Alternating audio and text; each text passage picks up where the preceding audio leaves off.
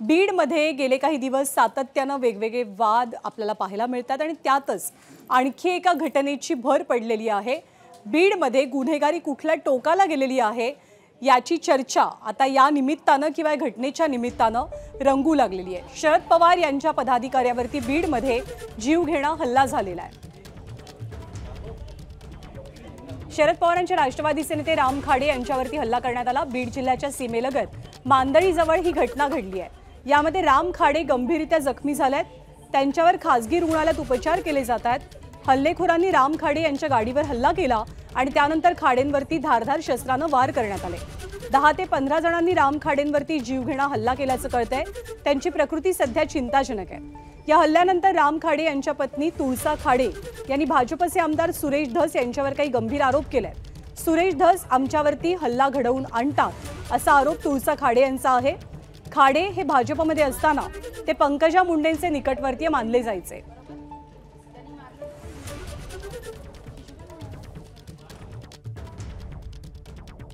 माहिती अशी इथून माग घोटाळे काढतात ना आमची साहेब, ते घोटाळ्याचे कारणच मागचं सुरेश धसच करतो। हे आमच्या पहिल्यापासून आम्ही त्यांनाच कारणीभूत ठरतो, कारण की तीच घडून आणतात यांच्यावर घटना कोणती पण। इथून मागं बी सुरेश धसनीच केलेलं आहे, आमच्या घरात येऊन मारलेलं आहे त्यांना। आष्टीमध्ये आम्ही राहत होतो तेव्हा। दरम्यान तुळसा खाडे यांनी केलेले हे सगळे आरोप फेटाळून लावताना भाजपचे आमदार सुरेश धस यांनी काय म्हटलंय ते सुद्धा पाहूया। हे हास्यास्पद आहे। कुठं भांडणं झाली, काय झाली, कुणाची झाली याला मला तर काय माहित नाही। मला सकाळी त्या ठिकाणी कळालं आणि माझं मत असं आहे की हे उठसूट कोणत्याही लोकप्रतिनिधींवर काहीही आरोप करायचे याला काही लिमिट राहिलं पाहिजे। आणि माझं मत आहे की जी कोणती चौकशी करायची, जे काही त्यांचं म्हणणं आहे त्याप्रमाणे हे करावं।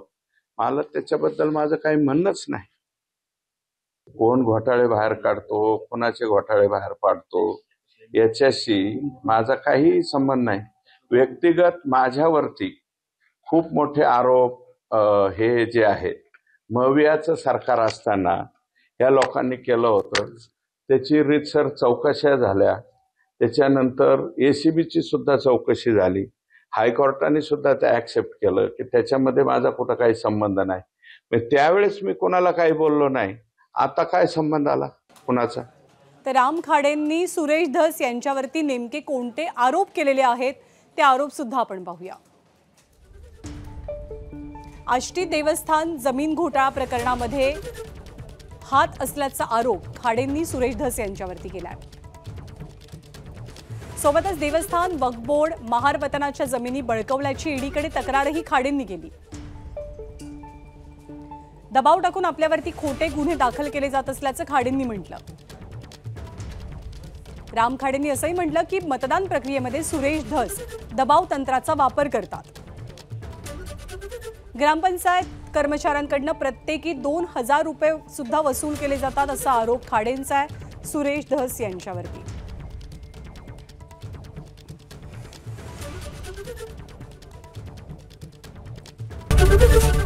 एबीपी माझा, उघडा डोळे बघा नीट।